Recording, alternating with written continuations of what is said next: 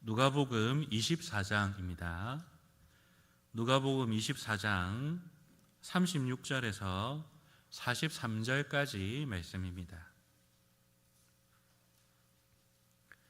누가복음 24장 36절에서 43절까지 말씀입니다. 찾으셨으면 우리 한 절씩 교독하시겠습니다. 이 말을 할 때에 예수께서 친히 그들 가운데 서서 이르시되 너희에게 평강이 있을지어다 하시니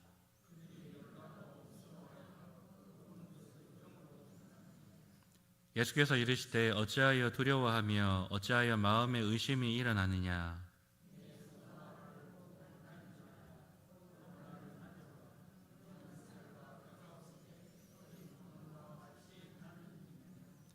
이 말씀을 하시고 손과 발을 보이시나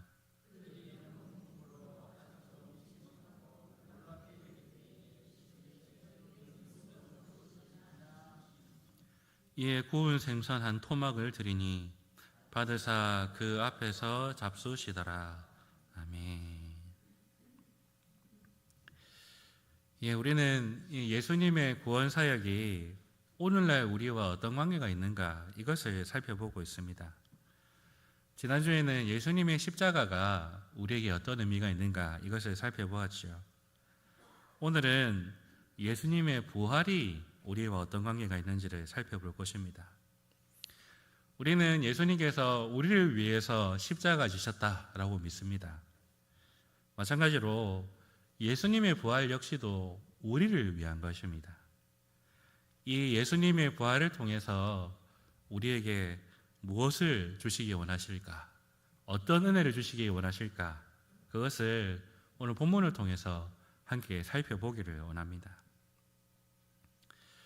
오늘 본문은 부활하신 예수님께서 모든 제자들이 모여있는 자리에 자신을 드러내시는 사건을 기록하고 있습니다.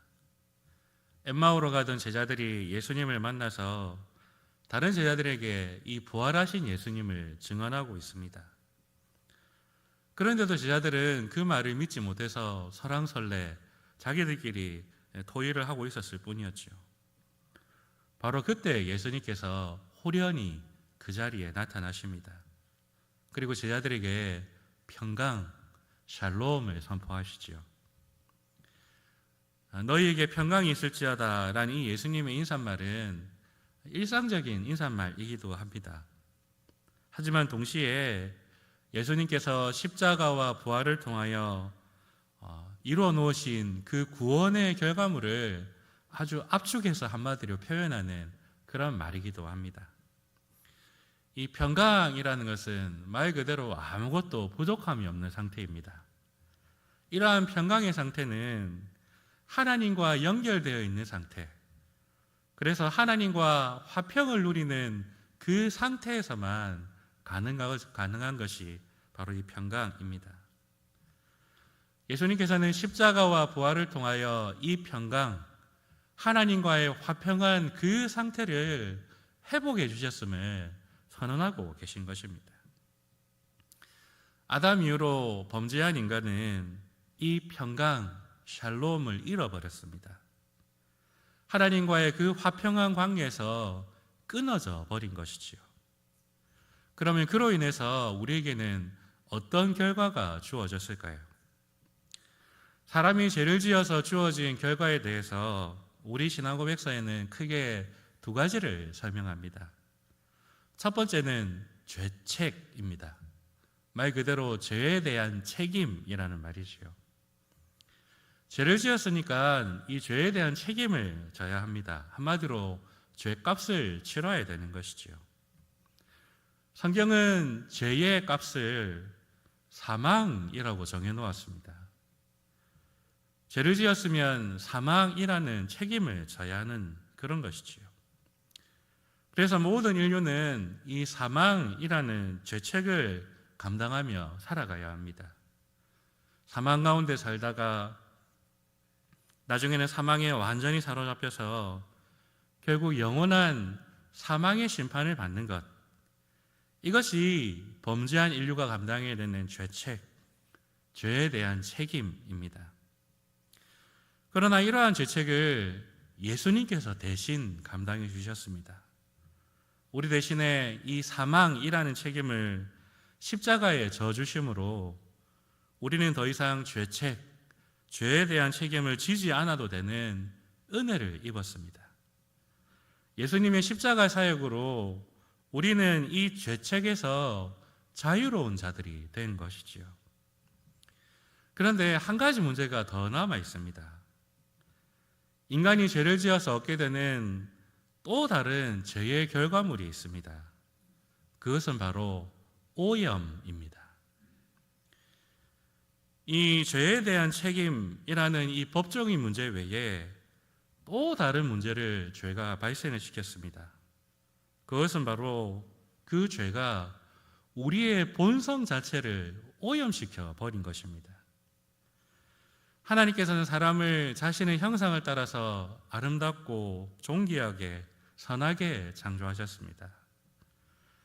그런데 사람이 죄를 짓는 그 순간에 그 본성이 완전히 오염되어 버린 것이죠. 이것이 죄가 가져든 또 다른 결과물입니다. 바로 인간의 타락으로 우리에게 주어진 죄의 영향인 것이죠. 이처럼 이 죄의 결과물은 죄책과 오염이라는 그 두 부분으로 우리에게 주어진 것입니다. 이것을 이렇게 설명할 수가 있습니다. 마을 사람들이 다 같이 쓰는 우물이 있다고 칩시다. 근데 어떤 집안의 꼬마 아이가 자기도 모르게 이 집에 있는 쥐약을 그냥 우물에 확 풀어버렸다 생각합시다. 근데 동네 사람들은 그 사실을 알고 아이고 이 철없는 애니까 그럴 수 있지 하고 그냥 봐주기로 하고 넘어갔습니다. 한마디로 이 아이는 죄책, 이 죄에 대한 책임에서 해방된 겁니다. 자유롭게 된 것이죠. 그러면 여러분 문제가 다 해결됩니까? 그렇지가 않습니다. 여전히 이 쥐약 때문에 오염되어 버린 우물물이 그대로 남아 있습니다. 아이가 마을 사람들에게 용서받는다고 해서 이 우물물이 자동적으로 깨끗해지는 것이 아닙니다. 용서받은 건 용서받은 거고 이 우물물은 다 번해서 깨끗하게 하든지 아니면 새로 우물을 파내야 되는 것이죠. 마찬가지로 우리의 모든 죄책은 예수님의 십자가를 통해서 다 해결되었습니다. 우리는 더 이상 우리의 죄에 대해서 책임지지 않아도 됩니다. 그런데 문제는 우리 안에 오염된 본성이 그대로 남아있다는 것입니다. 이 오염된 본성이 자꾸만 우리를 다시 죄 가운데로 끌고 가는 그 문제인 것이죠. 그래서 이 오염된 본성이 우리를 자꾸만 죄로 사망으로 끌고 가서 결국에는 다시 예수님 십자가 지시기 이전의 모습으로 돌아가게 만드는 그런 문제가 남아있는 것입니다. 그래서 결국에는 예수님의 십자가가 우리에게 아무런 은혜가 되지 못하는 그런 지경까지 우리를 끌고 가게 돼버리는 것이죠. 그래서 우리는 이 오염된 상태에서 완전히 새로운 상태로 변화되어야 합니다. 이것을 위해서 우리는 완전히 새로운 사람이 되어야 됩니다.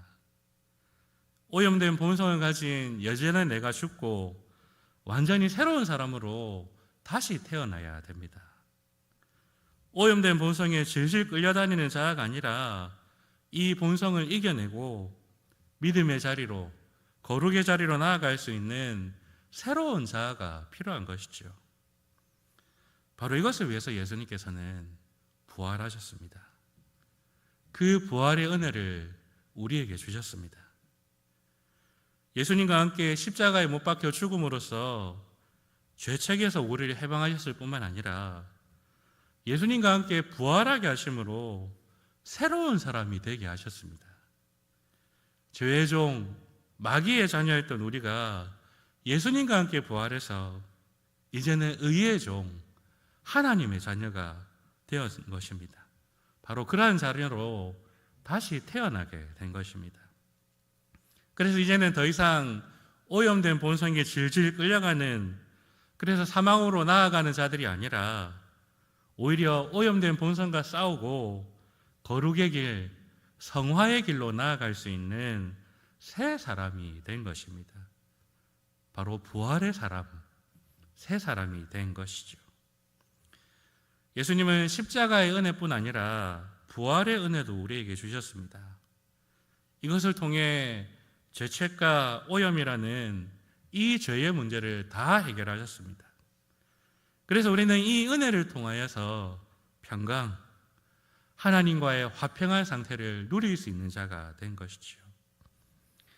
여러분, 예수님께서 우리를 위해 이루어 놓으신 이 구원의 은혜를 믿음으로 받아들이시는 저와 여러분 되시기를 바라겠습니다.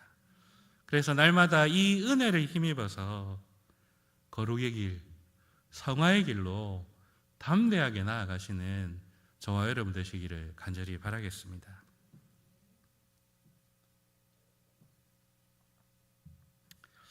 이처럼 예수님의 십자가의 죽으심과 부활은 나의 죽음과 부활로 연결되어 있습니다. 예수님과 함께 죽었고 우리는 예수님과 함께 새롭게 부활한 자가 되었습니다. 그런데 문제는 우리 자신을 잘 살펴보면 진짜 그런가 하는 의문이 들기도 합니다. 왜냐하면 우리 자신을 살펴보면 아무것도 새로울 것도 없고 너무나 연약하기만 한 우리의 모습을 날마다 발견하기 때문에 그렇습니다. 그런데 여러분, 예수님의 제자들도 똑같았습니다.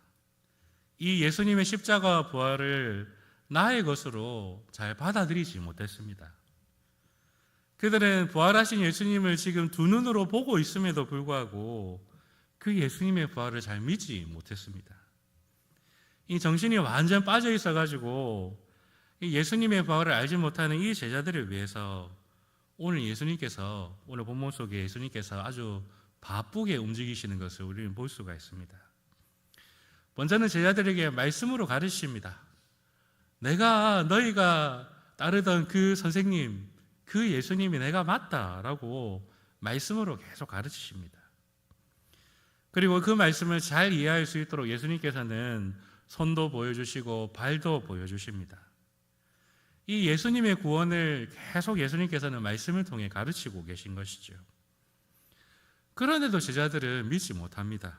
그냥 놀랍게 여기고 있을 뿐이었죠. 이런 제자들의 모습이 예수님께서는 참 답답하기도 하지만은 한편으로는 좀 다급하게 느껴지기도 합니다. 왜냐하면 이 제자들이 부활의 증인이 되어서 앞으로 교회를 세우고 복음을 전해야 되는데 아직도 이런 불신앙의 자리에 앉아 있으니 예수님은 걱정이 되는 것이죠. 그래서 예수님께서는 무슨 수라도 내야 되겠다 싶으셔가지고 갑자기 음식을 찾으십니다. 그래서 오늘 본문 41절에 보시면 예수님께서 제자들에게 여기 무슨 먹을 것이 있느냐라고 말씀하십니다. 이것은 말로 설명하고 눈으로 보여줘도 믿지 못하는 이 제자들을 위해서 또 다른 방식으로 가르치시는 예수님의 모습을 보게 되는 것이죠. 지금 제자들의 눈앞에 있는 예수님은 어떤 혼령이나 귀신이 아니라 제자들과 함께 지내셨고 제자들에게 가르치셨고 제자들과 함께 식사하셨던 바로 그 예수님이시다라는 것을 예수님께서는 보여주기 원하셨습니다.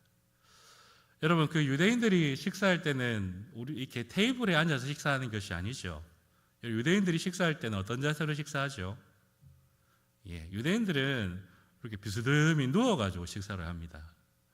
그러니까 오늘 이 장면에 예수님도요, 제자들 보는 앞에서 비스듬히 누워가지고 식사를 하셨을 것으로 우리가 볼 수가 있습니다. 그러니까 이 모습은 예수님이 제자들에게 바라는 겁니다.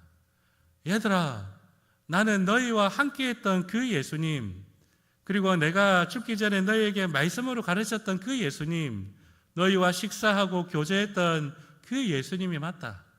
그 예수님이 지금 부활했다. 좀 믿어라 하는 이 예수님의 메시지가 담겨 있는 것입니다. 예수님의 이러한 모든 행동을 다 본 이후에 제자들은 비로소 예수님의 부활을 믿게 되었습니다. 이것을 통해서 제자들은 드디어 부활의 증인이 될 수가 있었던 것이죠. 그리고 이 부활의 믿음 위에서 하나님의 교회를 세우는 사도들이 될 수가 있었습니다. 오늘날 우리나 오늘 본문에 나오는 예수님의 제자들이나 다 같은 사람들입니다. 똑같이 믿음이 없고 예수님의 말씀을 잘 믿지 못하는 사람들입니다. 그래서 예수님의 부활이 나의 부활이고 내가 새 사람 되었다는 것을 우리는 자주 믿지 못하고 의심할 때가 있습니다. 그것이 우리의 본성이고 우리의 연약함이지요. 예수님께서는 그것을 잘 아십니다. 그래서 제자들에게 말씀도 들려주시고 손과 발을 보이시기도 하고 같이 식사도 하시면서 그 믿음의 확신을 주신 것입니다. 이것은 오늘날 우리도 마찬가지지요. 우리는 믿음이 너무 연약해서 자꾸만 믿지 못하고 의심하는 경우가 많습니다. 예수님의 부활이 나의 부활이고 내가 새 사람 됐다는 것을 자꾸만 잊어버릴 때가 있습니다. 그래서 오늘날에도 여전히 우리에게 말씀을 통해 깨닫게 하시고 또 예수님과 식탁에서 교제하는 것을 통하여서 우리가 누구이며 우리가 받은 은혜가 어떤 것이며 우리가 어떤 사람이 되었는지를 자꾸만 깨닫게 하십니다. 그러면 여러분, 예수님의 이러한 은혜가 언제 주어질까요? 언제 예수님께서 우리를 말씀으로 깨닫게 하시고 우리를 교제의 자리로 불러주셔서 그 풍성한 하나님의 나라를 경험하게 하실까요? 그 시간이 언제일까요? 예, 맞습니다. 그 시간은 바로 예배 시간입니다. 예배 가운데 말씀으로 깨닫게 하시고 또 그 귀한 이 교제의 시간으로 불러주셔서 예수님과 교제하게 하십니다. 그래서 그 예배의 은혜를 통하여서 우리에게 부활의 주님을 믿게 하시고 그 믿음으로 우리 안에 있는 이 오염된 본성과 싸우게 하시는 것이죠. 그래서 그 힘을 힘입어서 우리는 거룩의 길, 성화의 길로 나아갈 수 있게 되는 것입니다. 그러므로 우리가 성화로 나아갈 수 있는 것은 우리의 노력과 의지로 되는 것이 아닙니다. 예배 가운데 부어주시는 하나님의 은혜로 가능한 것이지요. 우리가 거룩한 삶을 살아갈 수 있는 것도 우리의 오염된 본성을 깨끗하게 정화시켜 나아가는 이 성화의 길을 갈 수 있는 것도 바로 예수님의 은혜, 바로 예배 가운데 부어주시는 이 은혜를 통하여서 가능한 것입니다. 그러므로 여러분, 우리에게 있어서 예배는 우리의 힘이요 우리의 생명입니다. 예배를 통해 부어주시는 이 은혜가 우리를 새 사람으로 그리스도인으로 살게 합니다. 그러므로 여러분, 우리가 집중하고 주목해야 되는 것은 우리가 어떤 상태인가, 내가 어떤 사람인가가 중요한 게 아닙니다. 예배 가운데 우리에게 말씀하시고 우리를 교제 자리로 불러주시는 그 예수님께 우리는 집중해야 됩니다. 그리고 예배를 통하여 그 예수님이 부어주시는 그 은혜에 집중해야 됩니다. 그렇게 그 은혜에 집중하고 그 은혜를 사모할 때에 우리는 우리의 연약함 때문에 낙심하지 않고 은혜의 길로, 성화의 길로 나아갈 수 있게 되는 것입니다. 여러분, 우리는 은혜로 구원받았을 뿐만 아니라 오늘까지도 그 예수님께서 부어주신 그 은혜로 여기까지 올 수 있었습니다. 앞으로도 마찬가지지요. 우리는 은혜로 구원받았고 은혜로 살아왔고 그리고 앞으로도 은혜로 살아갈 자들입니다. 특별히 예수님께서 이 예배 자리에 부어주시는 그 은혜가 우리의 생명이 됩니다. 그러므로 여러분, 이 예배에 우리의 생명이 있음을 기억하시면서 이 예배의 은혜를 사모하시는 저와 여러분 되시기를 바라겠습니다. 그리고 우리 안에 있는 이 연약함 때문에 낙심하지 마시고 우리의 생명이요 부활이신 그 예수 그리스도를 날마다 바라보시는 저와 여러분 되시기를 바랍니다. 이 예수 그리스도의 은혜를 힘입어서 바로 예수님께서 부어주시는 그 예배의 은혜를 힘입어서 날마다 거룩의 길, 성화의 길 담대하게 걸어가시는 저와 여러분 되시기를 간절히 바라겠습니다. 우리 다시 기도합시다. 하나님 아버지 감사합니다. 예수님의 은혜로 구원받게 하시고 또 그 은혜로 하나님 백성의 삶 살아가게 하시니 감사합니다. 우리가 걸어온 길도 걸어갈 길도 다 주님의 은혜였음을 고백하오니 그 은혜를 날마다 귀하게 여기며 그 예배의 은혜 사모하는 우리 모두가 되게 하여 주시옵소서. 그래서 우리 안에 있는 연약함과 우리 안에 있는 불신앙 때문에 낙심하지 않게 하시고 오직 그 예수 그리스도 날마다 바라보며 승리하는 우리가 되게 하여 주시옵소서.